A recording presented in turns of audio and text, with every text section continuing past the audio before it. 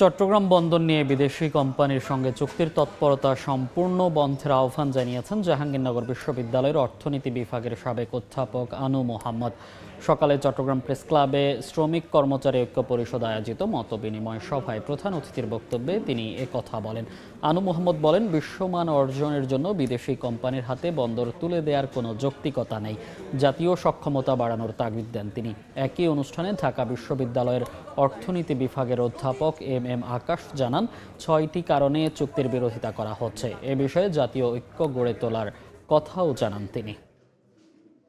কেন 40 বছরের জন্য একটা চুক্তি করব, সেটা জনগণের পার্লামেন্টে আলোচনা না হয়ে একটা অন্তর্বর্তীকালীন অনির্বাচিত সরকার সেটা করবে এবং এত তাড়াহুড়া করে করবে। চট্টগ্রাম বন্দর নিয়ে যা কিছু কোনো ধরনের বিদেশি কোম্পানির সাথে কোনো ধরনের চুক্তির কোনো তৎপরতা এখন সম্পূর্ণ বন্ধ রাখতে হবে। এই দলগুলো কিন্তু স্পষ্টভাবে তারা সারাক্ষণই মোহাম্মদ ইউনূস এবং অন্যদের সাথে মিটিং করছে, কিন্তু চট্টগ্রাম বন্দর নিয়ে তাদের কথা বলতে কি অসুবিধা? তাদেরকেও বলবো, তারা এখন নির্বাচন নিয়ে ব্যস্ত, কিন্তু নির্বাচনের মধ্যে এই কথাটা তাদের পরিষ্কারভাবে বলতে হবে।